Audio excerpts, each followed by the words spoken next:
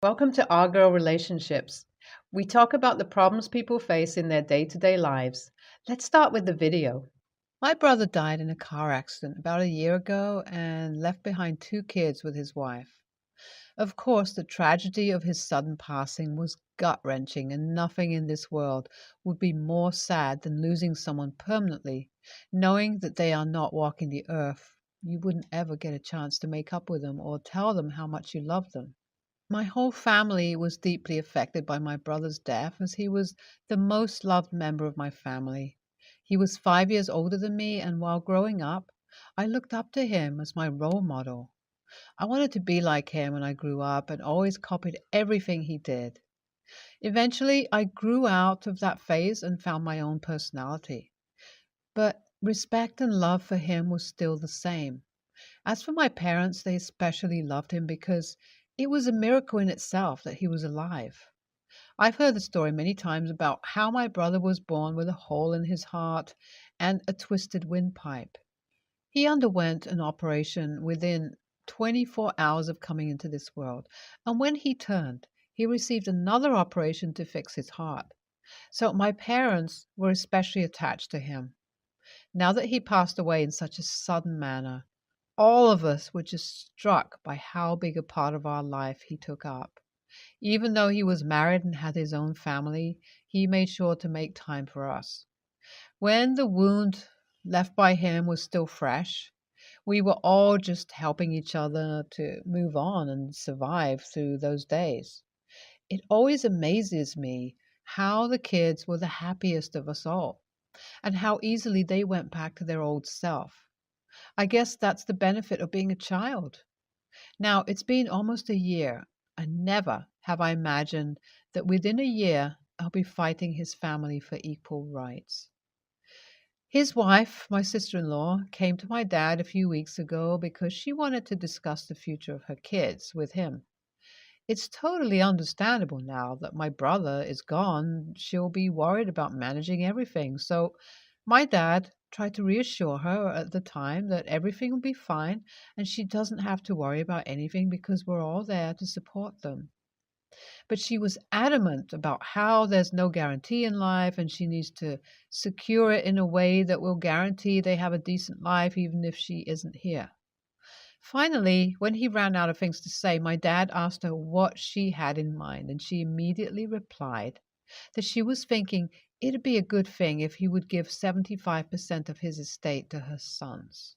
My dad was shocked to hear that and told her that that's an absurd demand as he had two sons and he's going to equally divide his estate so that both of them had a fair share of it.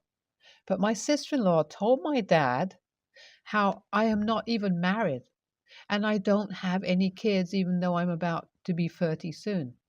Meanwhile, she has two sons who are growing up without a father and she alone can only take care of so much.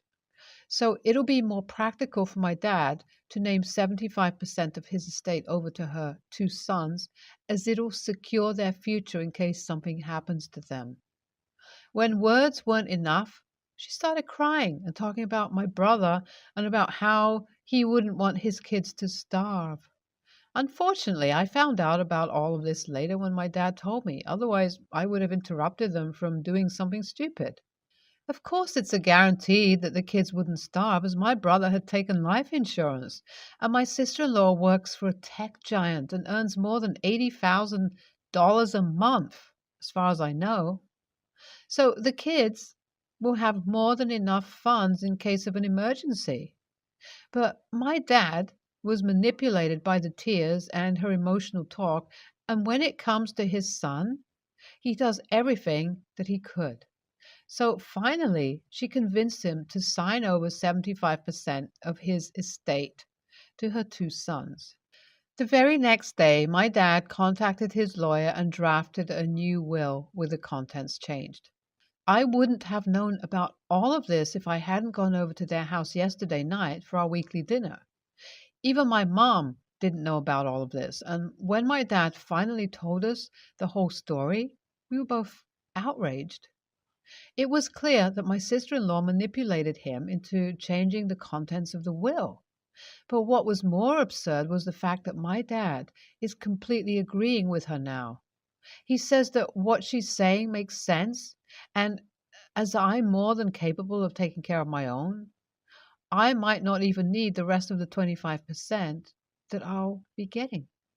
I wanted to shout in his ear how it's not about the 75-25% split, but about the fact that he let her tears sway his practical opinion. If this continues, he might end up being a piece of her chessboard, and both my mom and I are pretty insulted by the fact that my sister-in-law just disrespected my dad's intelligence. Now that I've found out about this whole matter, I can't even look at my sister-in-law the same way. I always respected her and thought the world of her, but this is a completely different face of her personality that we're seeing, and honestly, I don't know how to react to that. I would have liked to give her the benefit of the doubt that it was just the grief or the worry for her kids, but even I'm not that delusional. It's clear what she is after, and I don't plan on sitting tight and letting this happen. I need to do something about it and get my dad to see the reason. Will that make me an a-hole? Am I being greedy here, or is it really offensive what my sister-in-law did to my dad? So I thought a lot about how I should approach the matter, and I decided that talking to my sister-in-law would be the right thing to do. Even if she knows what she's doing, I needed to make sure it wasn't just her worry. And if she comes out as not that guilty, maybe I'll be able to convince her to think about it again and let my dad decide what he wants to do with his estate, instead of emotionally manipulating him into writing off a third of it to her sons. So I called her and asked her if I could come over sometime. At first, she was hesitant to talk to me, but when I said I'd like to meet my nephews, she finally agreed and told me to visit this Saturday, as the kids would be able to stay up late because the next day would be an off day for the school. So I'm going over to the house tomorrow, and I pray to God that this whole thing isn't what it seems like, and my sister-in-law will be able to see the absurdity of her action, and will talk to my dad again. So I actually went over to my sister-in-law's house with very low expectations, and she even managed to break them. I was thinking that at least talking to her would make her feel guilty about what she did and she'll see reason. But dang, I was so wrong. I did not think that I'm meeting a completely changed woman. And now she's not just my sister-in-law, but a widow too, and her priorities have changed. When I reached her home, I took my time and just played with the kids for a while and ordered pizza. My sister-in-law knew the main purpose of my visit already and was trying to avoid a direct conversation. But when I saw that we're not getting anywhere, I brought up the topic abruptly and caught her off guard. Either way, at least we were talking about it now, and that's what I wanted. Instead of blaming her for anything, I took an approach to give her a chance to explain herself. I asked her if it's been hard lately for her and if she's struggling financially, but she said that it's not what I'm thinking and she just wanted her kids to have a share of the estate. She said that I might think it was her being driven by my worries and emotions, but this isn't the first time she thought about the topic. She said that it was something she had talked about with her dad in the past, and even though my brother didn't agree with her completely, she knew that it's the right thing to do. She continued to talk about how, because she has two sons, a 75% part of the estate isn't an unreasonable thing to ask for, as at the end of the day, it'll be in the family only. Also, I don't have any kids or a boyfriend at the moment. I'm already 30, and even if I get married soon, there's no guarantee how many kids I'll have. So me getting a 25% part is more than generous. I didn't hear anything beyond that point. As hard as of a blow as it was, I knew one thing for sure. It's not out of love or care that she's asked my dad to change the will. She's just greedy, and there's no going back from the realization. I went over to my dad's house on Monday after my conversation with sister-in-law. I knew he needed to know about her true intentions so he could make a decision without being influenced by lies. Thankfully, I'm a pessimist, always prepared beforehand for the worst cases. because I was smart enough to record my conversation with my sister in law the other day, and it's proof that she's just a greedy person who wouldn't have been able to pull a trick like this if my brother was still alive. When I went over to my dad and asked both my parents to sit down, as I wanted to show them something, they were both suspicious. But they sat down in the living room and I played the recording. After hearing everything on it, my dad was furious. He kept saying how he was too foolish. My mom was pissed into silence and didn't say anything about the whole matter. I stayed with them for a while and didn't ask them what they are going to do now. To be honest, I can't care less about the estate as I have more than enough money to go into retirement now and be able to live off of the royalties I've invested my money in.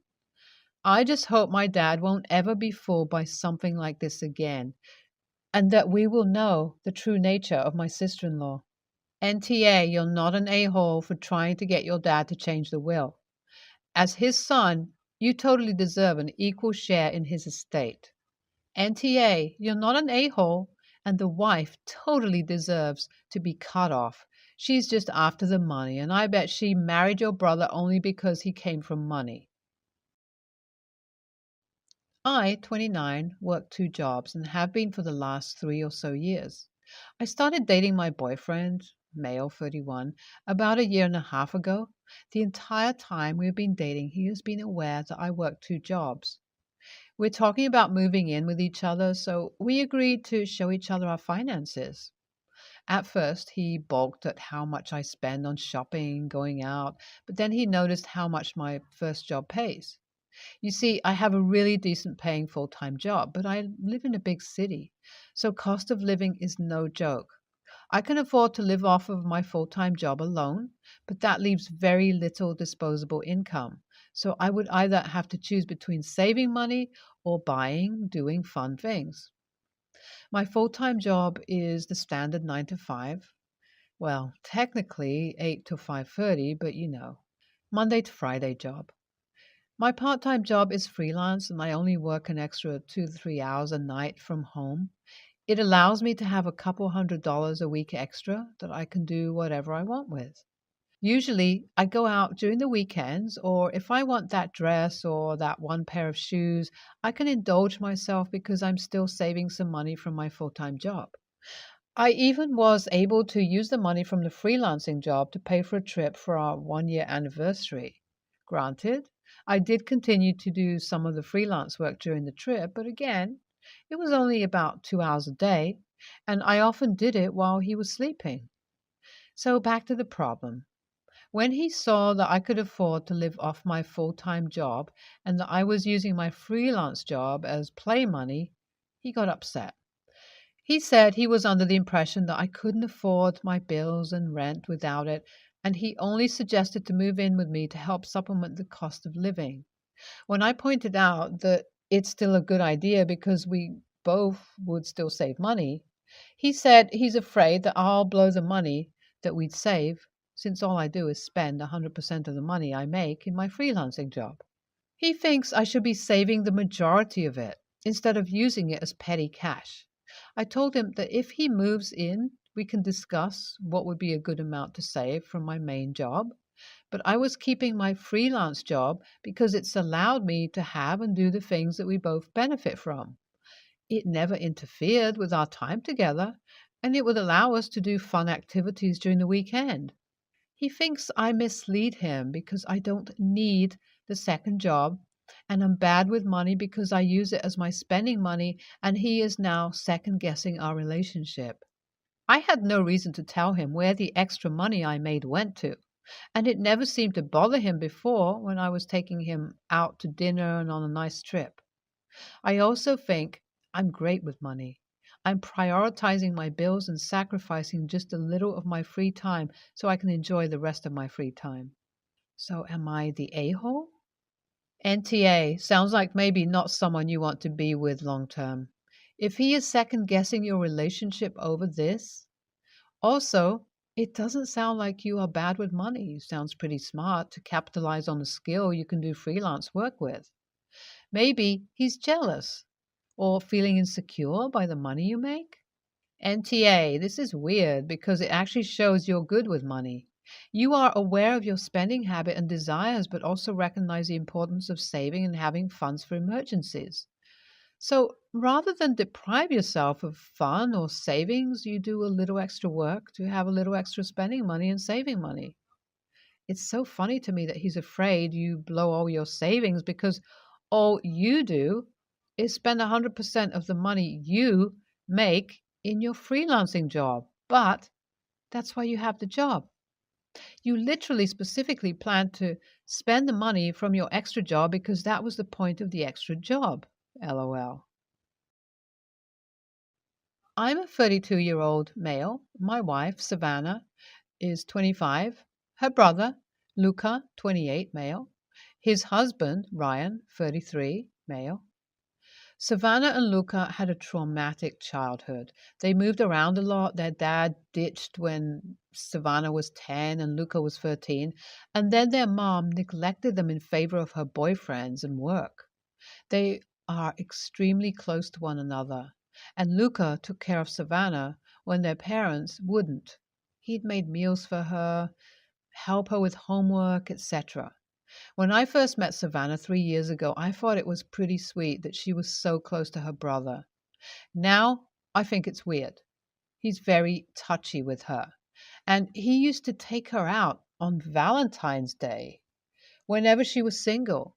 He also talks about how he knows her best and he's quite hostile towards me.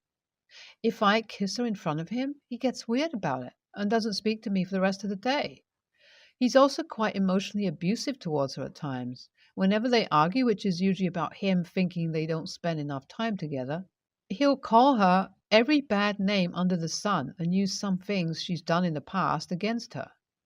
His favorite insult is to call her a slut for dating a lot in her teens and early 20s. I keep asking her to limit her contact with him, but he'll apologize and she forgives him. He's also a bit of a psycho towards his husband. Ryan can't have any gay or bisexual male friends, otherwise Luca will lose his shit. The incident that sparked this post happened earlier this week. Savannah, Luca, Ryan, and I were on vacation in the Caribbean for the past 2 weeks. We had an amazing time, but Luca was being extremely annoying and he didn't let me spend much time with Savannah alone. He was also being extremely touchy with her, and it just rubbed me the wrong way. On the last day of the vacation, Savannah wanted to swim in the sea, and Luca kept complimenting her bikini, saying that the color suited her and that it looked cute. I brought it up to Ryan, who said that he felt the same way but didn't feel comfortable bringing it up because Luca would blow it out of proportion. I am not scared of Luca, so I took him aside and said that he was being inappropriate with Savannah.